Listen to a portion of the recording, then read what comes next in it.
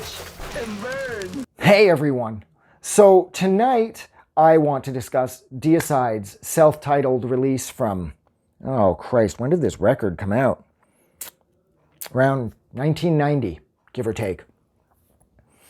Now this wasn't the first Deicide record I had heard. The first Deicide record I had heard was actually their second album, which is Legion, and I addressed in the video I did for that record how I wish I had heard this first because there is such a massive evolution in their sound from their first to second records, with of course putting the bass guitar more in the forefront of the production with Legion, and whereas that is completely not going on at all here. This is a more traditional death metal sounding record with the bass keeping the back end nice and thick.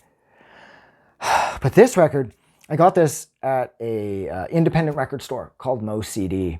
This place was rad. This dude, it was run by this guy. I went to school with, I think he had a couple kids. I probably went to school with both of them. But I remember his one son.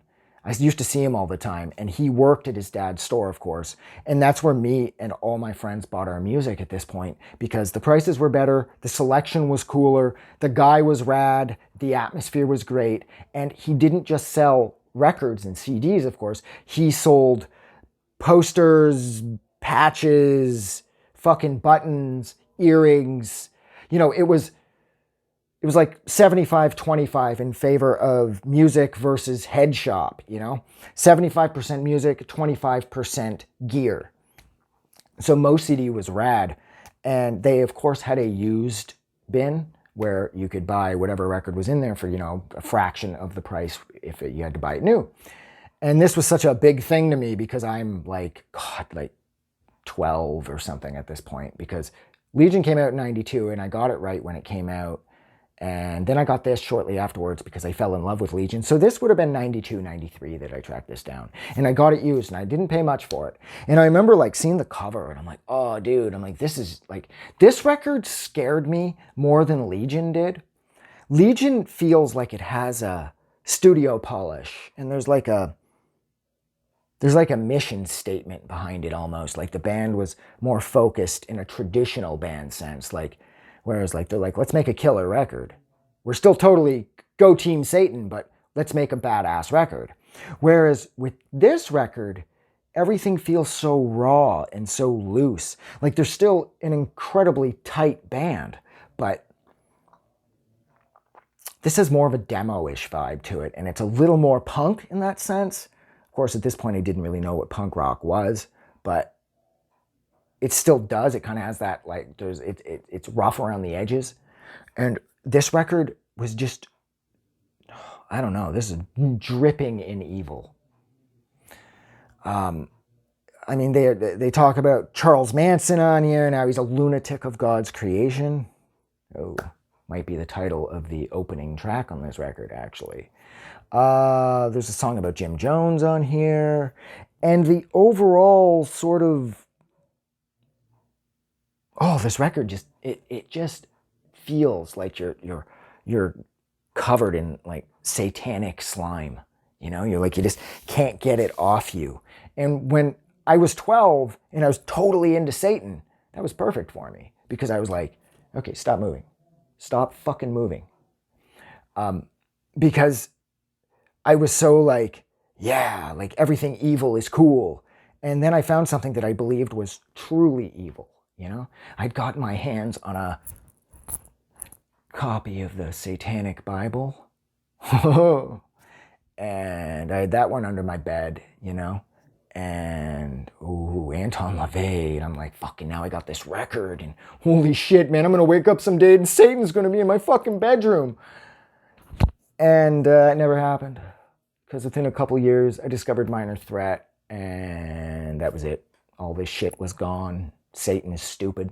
He still is. And that was it for me. I was off in the world of punk rock. But nonetheless, this record is just, it just feels so honest, and it just feels wrong at times. It feels like if, I'm trying to think of the best way to put it, this may not make sense, but if sort of like,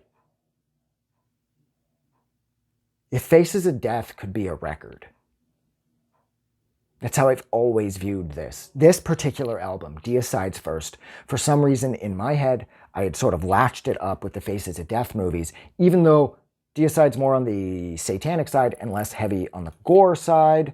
And so you would assume there would be more of a correlation between Faces of Death and, say, Carcass, which there is, of course. But nonetheless, and I think the reason that I relate Faces of Death to this record is because at this point, I was sneaking around trying to rent the Faces of Death movies without my parents finding out. And I was sneaking around trying to inevitably get my hands on the Satanic Bible without my parents finding out. And I was sneaking around buying all this sort of satanic music and like Cannibal Corpse and shit with, like, you know, the covers of Tomb of the Mutilated and Butchered at Birth. Parents don't dig that shit. And so I had to hide all this stuff. So it's such an era of deceit and, you know, lies in order for me to get my hands on this media that I wanted so desperately, that it's like the biggest bad at this point was the Faces of Death movies. We were not supposed to be watching those, and yet the good employees up at our local video store, which was Wonder Video, were cool with renting them to us whenever we wanted, but we always had to sneak around like we were watching porn or something. Like, oh, your parents are gone? Okay, quick grab. Okay, go in. We're going to watch 20 minutes of it. Yeah, but they're going to be back. They're just getting dinner. Okay, it's fine. You just want to see the part when the guy gets run over by the subway or wwhatever. And it's right at this point that I'm listening to Deicide and I'm trying to buy the records and I'm trying to hide it from my parents, and I'm fucking got the Satanic Bible here and I got Tomb of the Mutilated over there. And I felt like some kind of satanic criminal. And I think I said tined instead of kind. So that's why I relate this record to Faces of Death. And I hope that little tangent made sense. I am going to go. So thank you so much for hanging out with me for damn near 7 minutes, and I apologize for the length again while I discuss Deicide's absolutely essential and completely fucking terrifying circa 1992 self-titled album, Deicide.